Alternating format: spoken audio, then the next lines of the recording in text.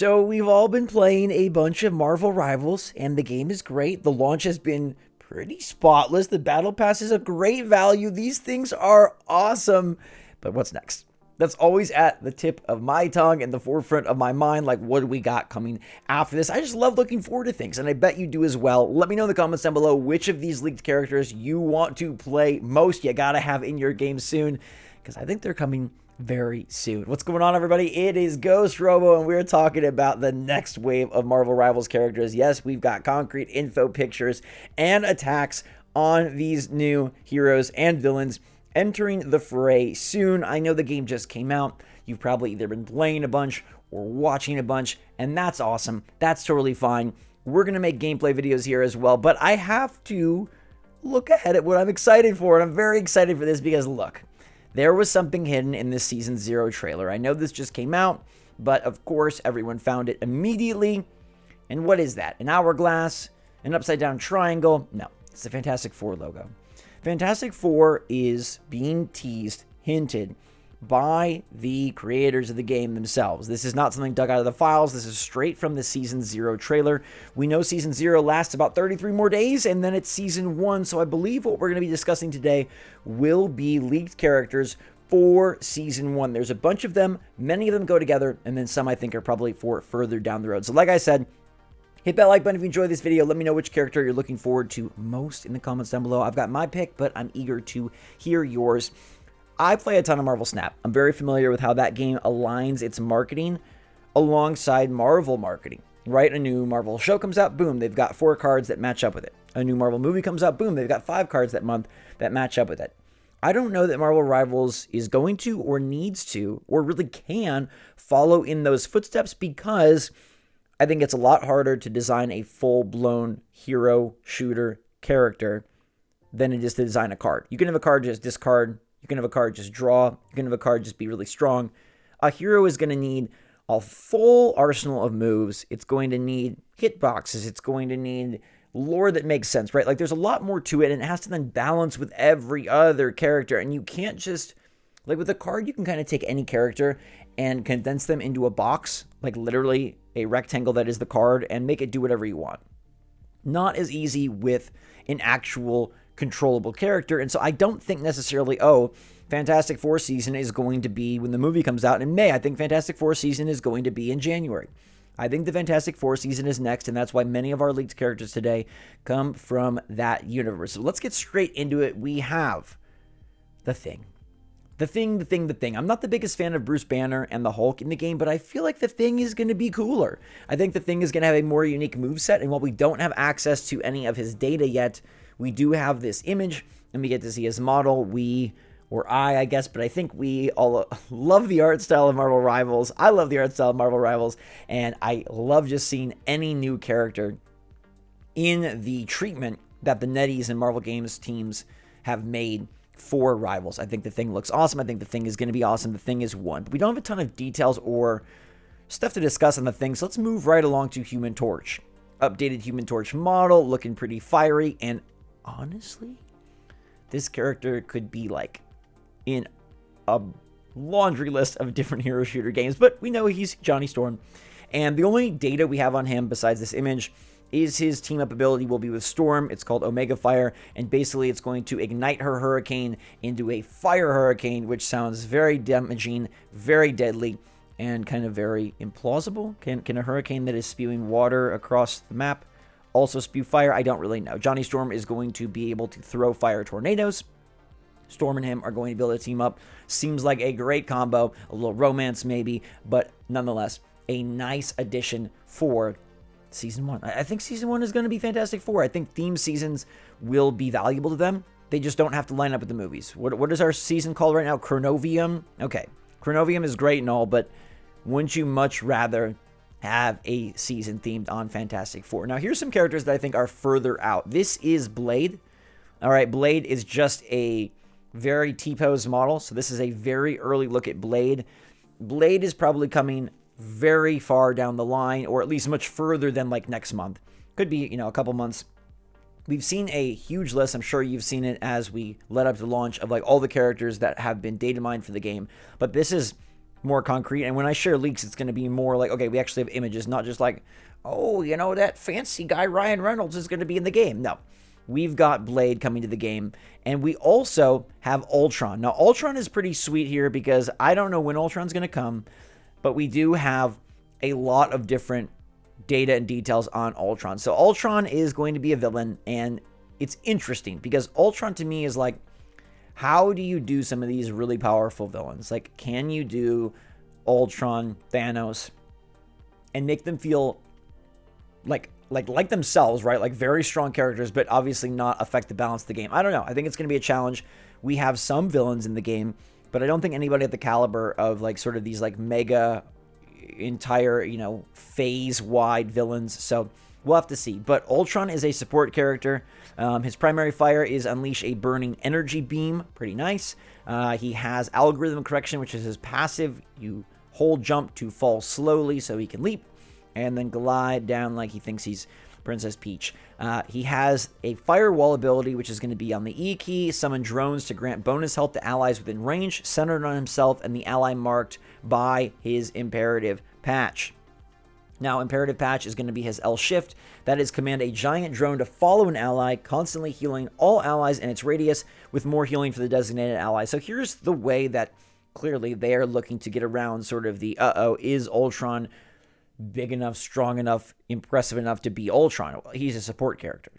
I think maybe that is going to be a tactic they use as opposed to like, Ultron and Thanos and Doom being like these super crazy damage dealers. Maybe they're going to look at sort of secondary and tertiary ways that they can affect the battlefield based on different things that they've done in the comic universe. And that would probably be, honestly, a more fun and a more balanced way to incorporate them while they still feel like themselves. They don't feel weak. Because, like, honestly, I just don't want to have Thanos go up against Squirrel Girl in, like, a point for point, hit point for hit point, punch for punch battle. Like, that to me just is a little bit weird. Here, though, we continue on with his dynamic flight. Fly quickly in the direction of movement, and then enter a free flight mode. So Ultron is going to be a very nimble hero. He not only has the glide, but he also has the ability to free fly for a bit and sort of burst into a specific direction. Rage of Ultron is his ultimate, which summons Ultron drones to fire those burning energy beam rays, damaging enemies or healing allies. So a character that I think has a pretty simple moveset, but the drone addition, the drone sort of like flourish is going to make him very different, distinct, and feel very much like himself. Now let's continue on because there's even more characters. All right, we have Mr. Fantastic, who is looking very, very cool. He has, I think, a great look. He's not looking like any actor, which I really applaud Marvel Rivals for not trying to make these movie accurate characters. But the great part about Mr. Fantastic is his elastic punch. He's got a stretch out forward punch to attack enemies on his left click, which is pretty darn awesome. And he has a Brainiac bounce, leap and smash, knocking back enemies within range. Upon hitting an enemy, leap again up to 6 times. And you're going to see quite quickly why Mr. Fantastic is my favorite of the Fantastic Four that is leaked. Reflexive Rubber is his L shift, stretch body to absorb damage before launching stored damage in the targeted direction. I think this move is so cool. Being able to absorb damage and then fling it back. Who does this guy think he is? Kirby? Flexible Elongation is his E. Select a target and dash at it, dealing damage to enemies along the way and granting bonus health to allies. Very versatile character that I like here. And his Rubber Grip on right click is to extend arms forward to entangle hit enemies, then press left click to select and yank 2 more enemies, I assume yank towards you. So he's going to have that ability to close the distance, or rather move the distance towards him, which is very darn cool. I really think that the Duelist, Mr. Fantastic, is going to be a very fun character and a very popular character to play. Now, his passive is Elastic Strength. We're going to have his skills generate elasticity, boosting attack power. Reaching full elasticity triggers an inflated state that restores health and boosts even more damage, so he's going to get real big. And we actually have images of him getting puffed up here, which is pretty darn funny. This boy can grow, and I just think this is great. I think it's right, in fitting with the character, and I like that he's got these different models that show how huge he can become. For some reason, giving me Iron Giant vibes. I don't really know why, but I love it. If it wasn't clear, Brainiac Bounce is his ultimate. The leap and smash, knocking back enemies within range. Upon hitting an enemy, leap again up to 6 times. Now, when it says leap again up to 6 times, I assume that means leap and smash again, up to 6 times, because leaping 6 times, okay, what? He's just going to fly away? He's just going to the skies? That doesn't really seem like it's very useful. But leap and smash up to 6 more times, or 6 times total rather, is pretty darn cool. Leap and smash, knocking back enemies, obviously dealing damage. So this is, if he hits an enemy, he gets to chain it. Hits another enemy, he gets to chain it. And so he can do up to 6 leaps and smash. So this is going to be a very, probably less damage, but widespread, like a huge AoE ultimate ability, which I think is cool and fits into his character. I just like his moveset so much, and getting to see like the little icons for his moveset I think is big deal. It makes it more realistic to me, more realized, and I think he looks so darn freaking cool. So that is where we're at right now with the heroes and the villains, I guess, that have leaked out as of late. So to me, this is a substantial leak and worthy of its own video, because we're talking about Thing, Fantastic, Johnny Storm, Ultron, and a early look at Blade. Obviously, if it's a Final Four season, Fantastic Four season rather, Final Four, March Madness, that's coming up at some point, but probably not in Marvel Rivals. I think it's going to also include, obviously, the other characters, right? So the only other one would be Invisible Woman. That's like the last one we have to add to the game. I assume she will come to the game. Her moveset seems to be predetermined and very easy to be sort of a stealth character. There's also the opportunity for Marvel Rivals and NetEase to split characters and groups up. They don't necessarily need to release all the characters in the Fantastic Four season. They could just do, honestly, 2. I think if they did 2, that would be enough. I don't know what Marvel Rivals release cadence is for characters, and this is like something that's going to be very interesting. How does Marvel Rivals decide that they want to reveal and release and, distribute these characters? They've got a ton, I'm sure.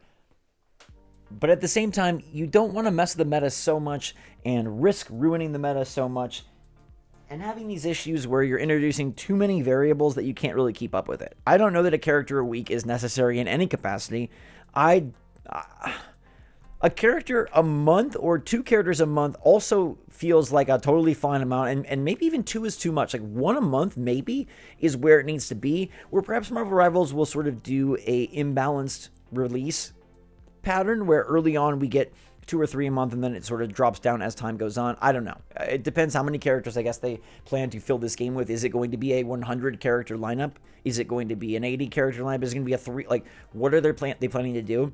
It is possible, though, that all these characters could be your next 4 or 5 months. I just want you to be aware that, like, it could be Mr. Fantastic in January, Johnny Storm in February, The Thing in March, Invisible Woman in April, then the movie comes out in May, and they do Doctor Doom. Like, they really could. They're not timing it with the movie in the same way like Marvel Snap is, but they're timing it with the movie in terms of a whole long rollout. What do you think they're going to do? How many characters per month is the right amount? How many new characters do you think is overload? Would you like to see 2 characters a month, 1 character a month, 4 characters a month? Like, where do you think they need to be to hit a sweet spot of like introducing fun new things? They've obviously got their battle pass. They're going to have skins. They're going to have maps. They're going to have modes. They're going to have events. But character-wise, hero-wise, how many per month should they be adding, and which of these are you most excited for? For me, it's Fantastic in his elasticity.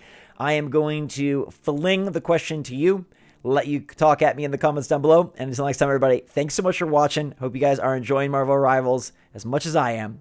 Drink some hot chocolate. And until next time, we will see you all later.